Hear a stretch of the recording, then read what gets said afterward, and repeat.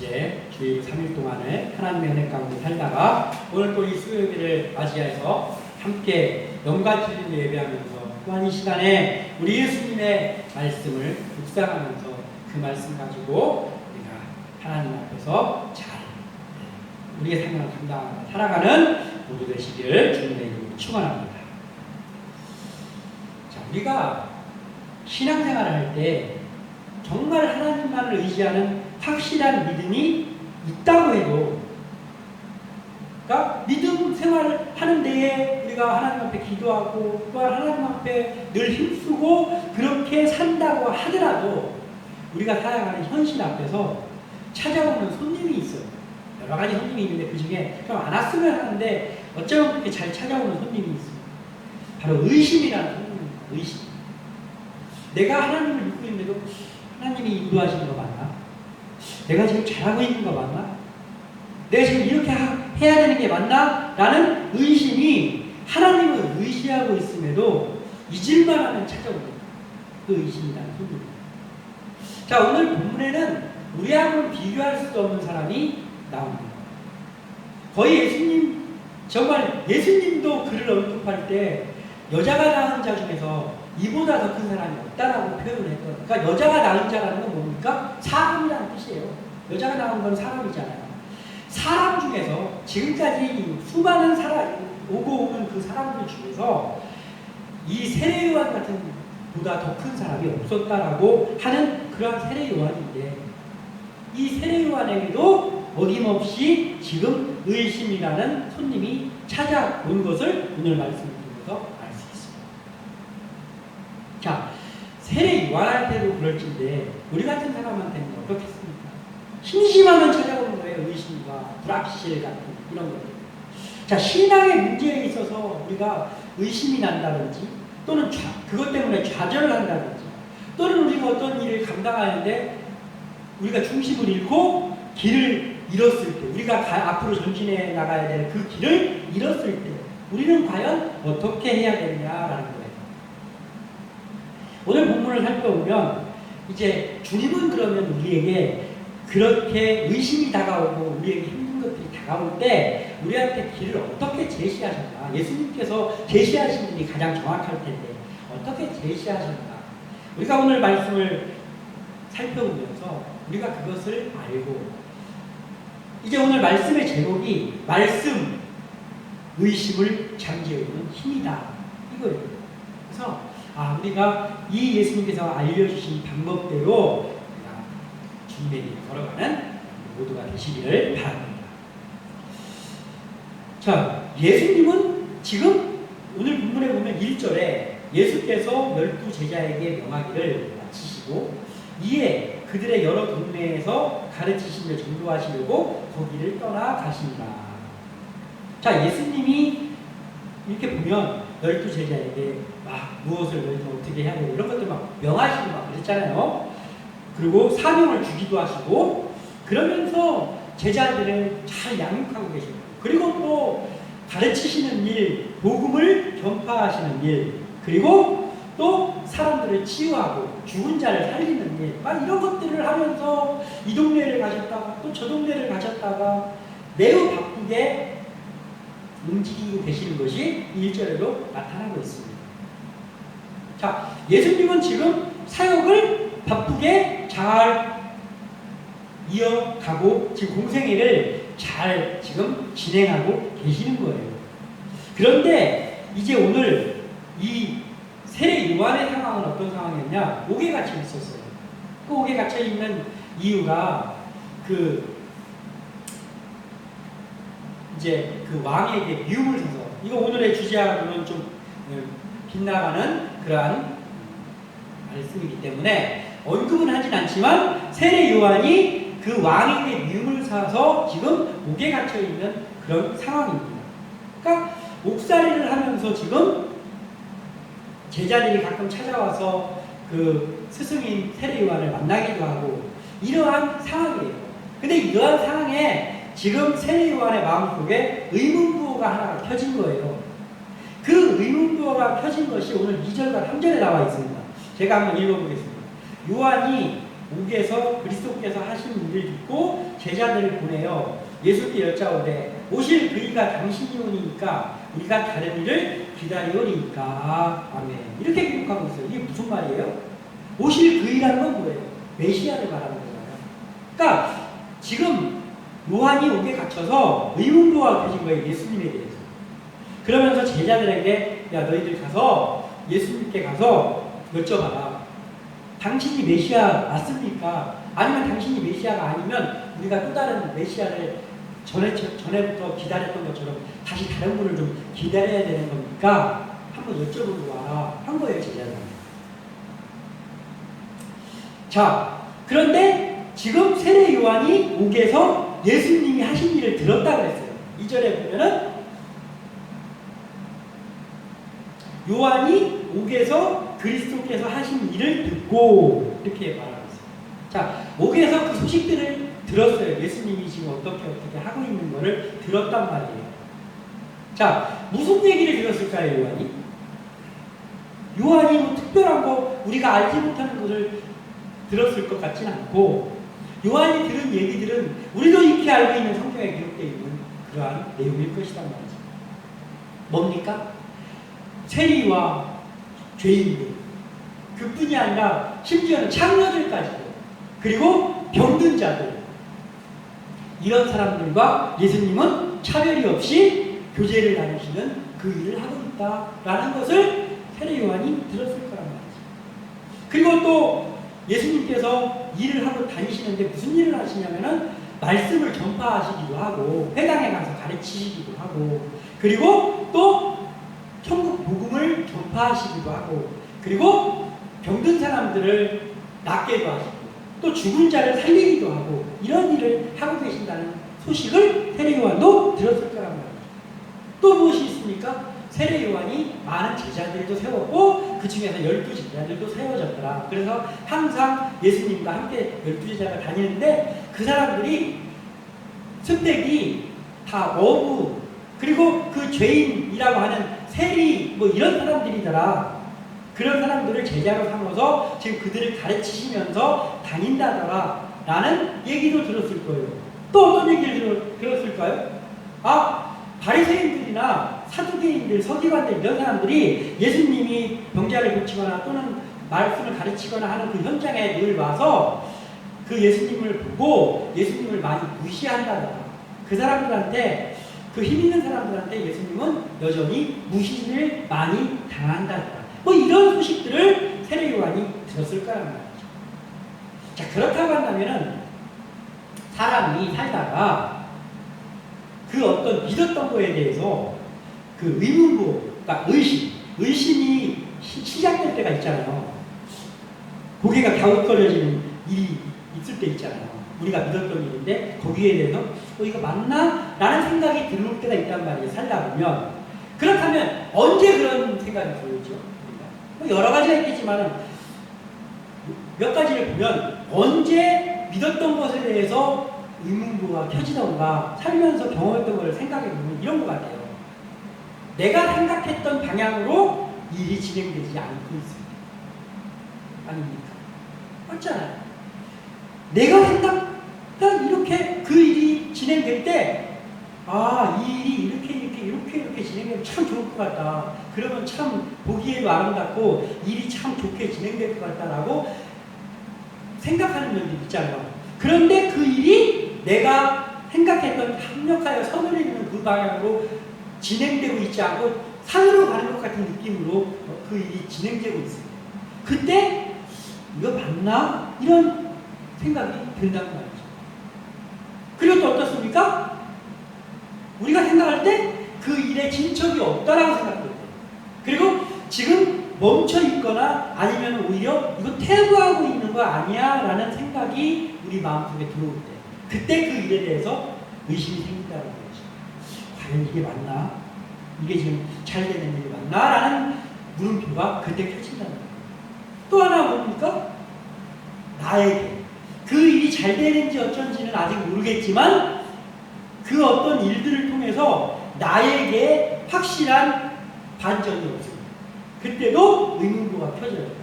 이 일이 잘 지금 되고 있는지 어쩐지는 모르겠지만 이 일로 이로 인해서 나에게 어떤 변화나 뭔가가 달라지는 어떤 그 증거가 나타나지 않으면 이게 과연 맞나? 이런 의문부호가 펴질 수 있다라는 거예요. 그 외에도 여러 가지의 그 요인들이 있겠죠. 어찌됐든 몇 가지만 본다면 이런 상황이 보통 나타나면 그러면 이게 맞는가 하면서 의심이 생기기 시작한다는 거예요. 자, 그렇다면 이런 의심은 살면서 나타나는 이런 의심은 안 믿는 사람에게만 나타나느냐는 것이죠. 그게 아니다라는 거예요. 하나님만 의지하고 있고 하나님을 의지해서 나가는 우리들에게도 나타나는 거예요. 우리 믿는 그리스도인들에게도 하나님을 의지하면서 지금 나가고 있는데도 때에 따라서는 이 일이 지금 잘 되고 있는가 하면서 의심이 생길 때가 있다라는 거예요. 아니 어쩌다가 의심이 생기는 게 아니라 제법 많이 의심이 자주 생기기도 하잖아요. 우리의 삶 속에서. 그런데 보면 방금 전에 언급했던 것처럼 내가 어떤 생각에는 하나님의 일이 이게 이렇게 되면 참 좋겠다. 합력하여 선누리는 모습으로 너무 아름답겠다. 이렇게 좀 하나님께서 해주시면 좋겠다 하면서 생각했던. 근데 그거하고는 전혀 동떨어진 식으로 일이 진행되면은 그때 그거 아닌 것 같은데라는 생각이 들죠. 그리고 뭔가 일이 전진되지 않는 하나님의 일을 하는데 뭔가 일이 전진되어 가는 것 같지 않을 때도 마찬가지입니다. 또한 하나님의 일을 하고 있는 내가 뭔가 반전도 나타나지 않고 아무것도 변하는 게 없는 것 같은 느낌이 들 때 그때 의심의 생각이 들어온다라는 거예요.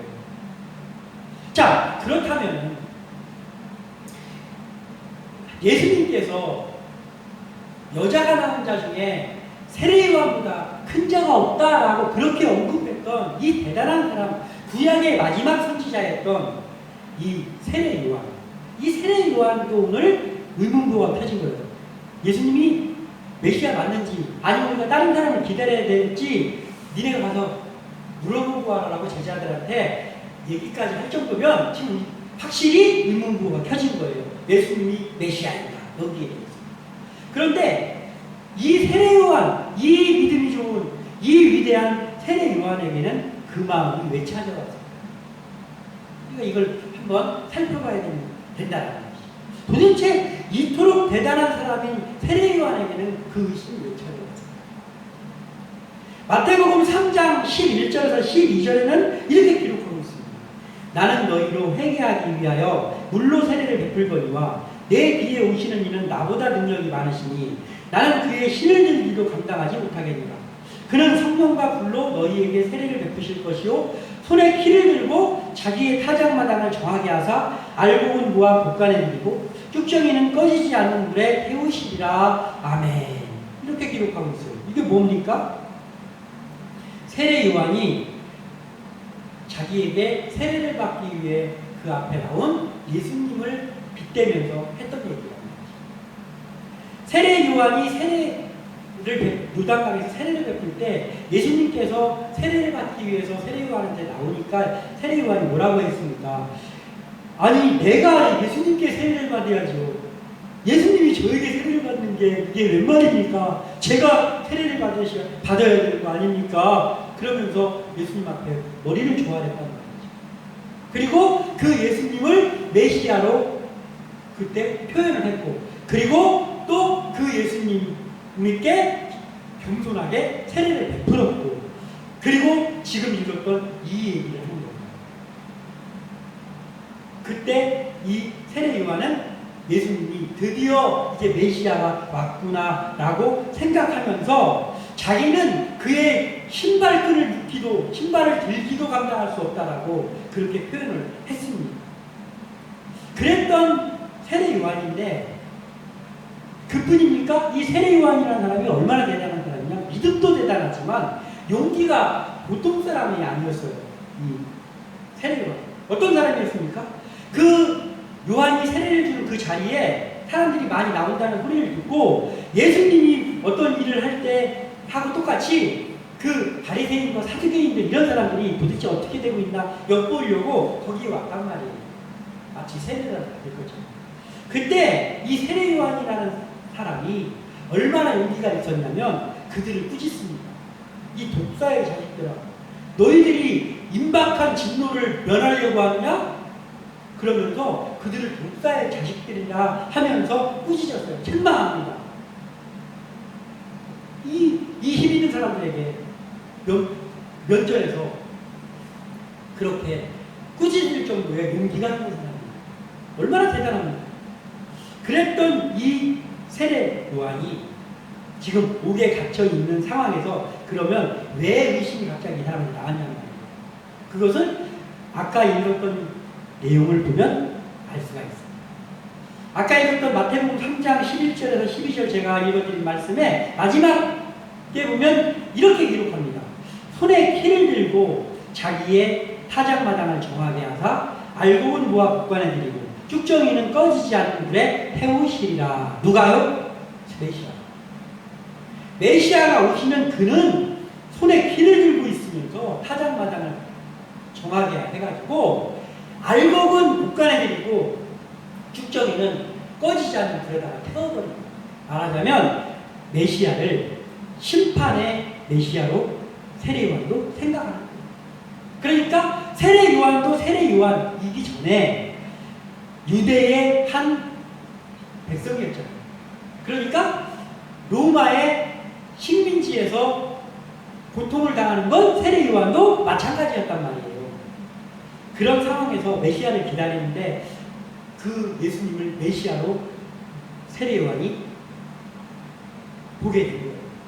그랬더니 이 메시아가 이제 드디어 왔으니 이제 이 예수님께서 일을 시작하시면 이제 로마를 다 몰아내고 그리고 죄악 간의 선과 악 간의 판단하셔서 선한 것에는 상을 주시고 악한 것들은 그냥 몰아버리실 거다, 이 메시아가.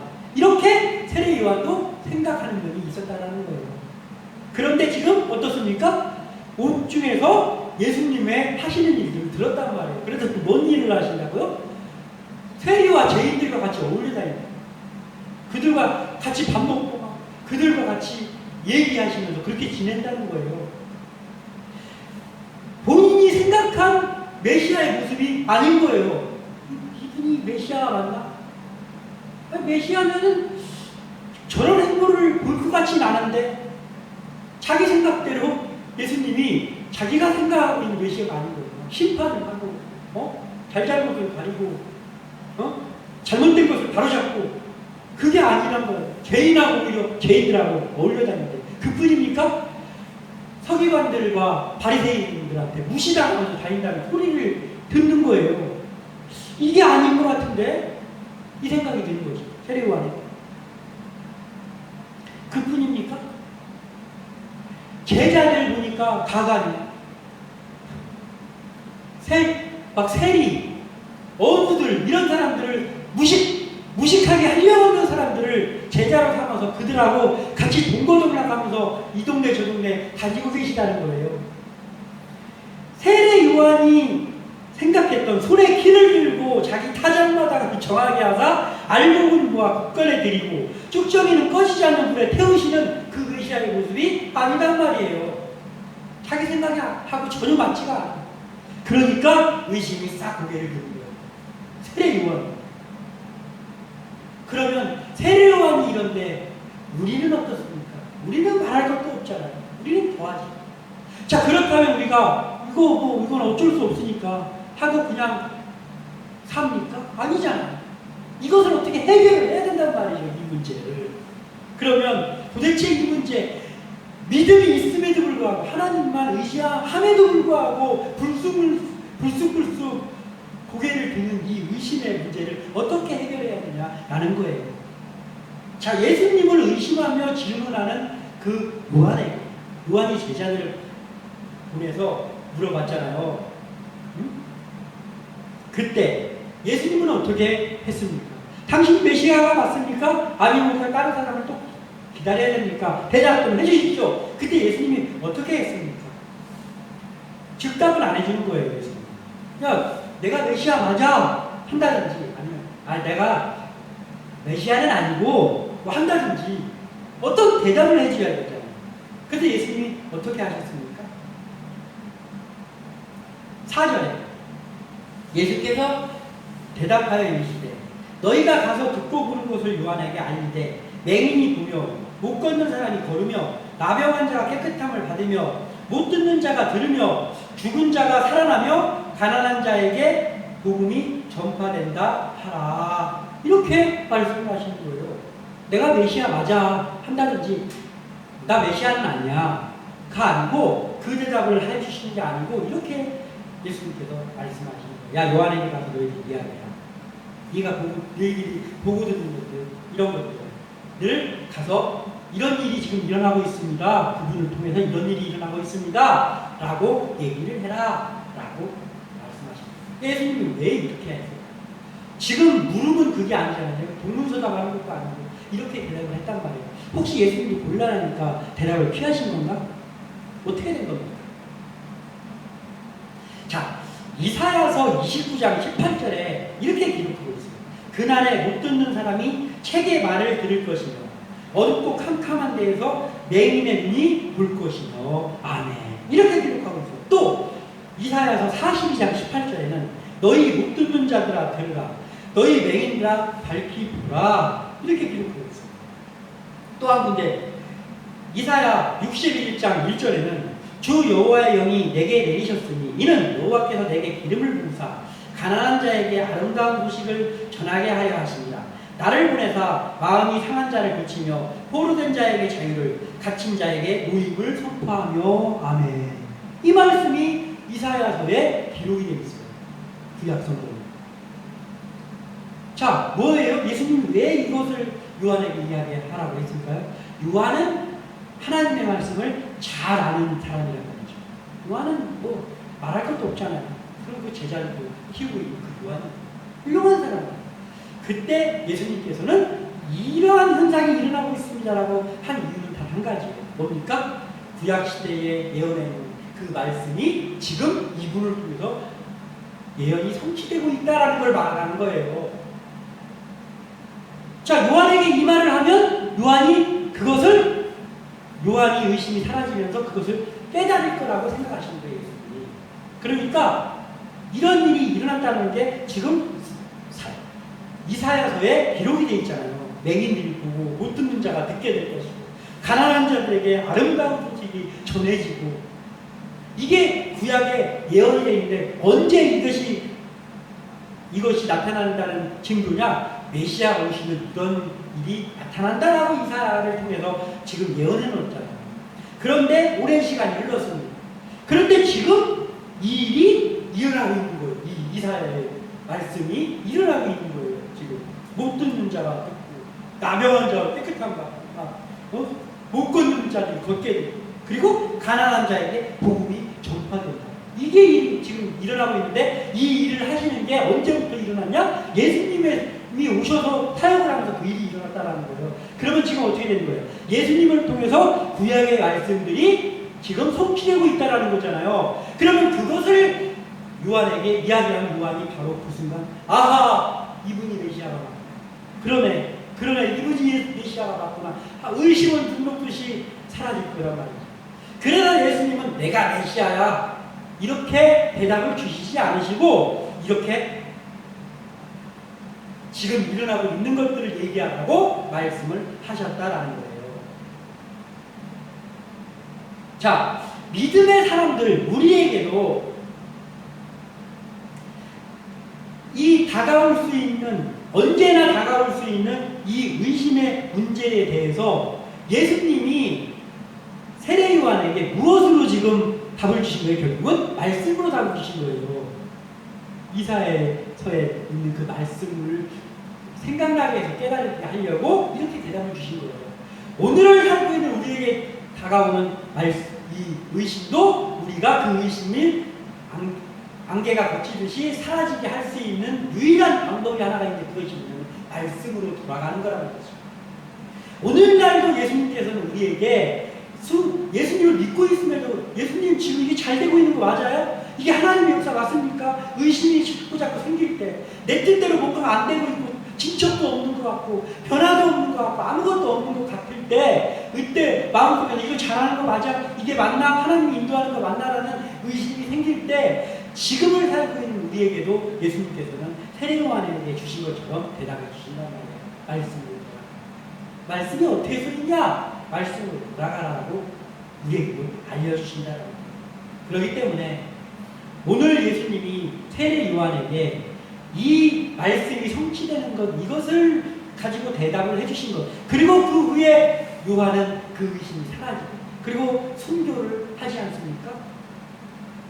목이 베임을 당해서 순교를 하지만 그는 위대한 일을 하고 순교됐습니다. 구약의 마지막 선지자로서 예수님의 앞길을 여는 마지막 선지자로서의 삶을 살다가 그가 생을 마치지 않습니까? 그렇다고 한다면 오늘날 우리도 마찬가지입니다. 우리에게 다가오는 이 의식을 우리가 그것으로 해결해야 된다. 말씀 그리고 기도를 잘로 돌아가는 거예요. 그리고 마지막에 예수님이 뭐라고 했습니까? 6절에 누구든지 나로 말미암아 실족하지 아니하는 자는 복이 있도다 하시니라. 아멘. 이렇게 요한의 제자들에게 말씀하시는 거예요. 그러니까 누구든지 나로 말미암아 실족하지 않으면 그 복이 있다. 이 뭔 말입니까? 하나님의 계획대로 되는 것이 우리의 생각했던 것처럼 막 척척 이루어지지 않잖아요. 그래서 의심도 생기고 막 그러는 거잖아요. 그래서 우리가 실족해서 넘어져요. 그러면 우리는 복이 없는 사람이 되는 거예요. 그러나 잠시 우리의 마음속에 의심의 안개가 낄 수는 있지만 그것을 말씀을 통해서 우리가 그 의심이 올 때 말씀으로 돌아가서 우리가 말씀을 묵상하고 기도의 자리에 돌아가서 기도하면서 서 있을 때 그때 예수님이 세례 요한한테 말끔한 답을 주신 것처럼 우리에게도 우리가 말씀을 묵상할 때 우리가 기도의 자리에 돌아갈 때 우리에게 답을 주신단 말이에요.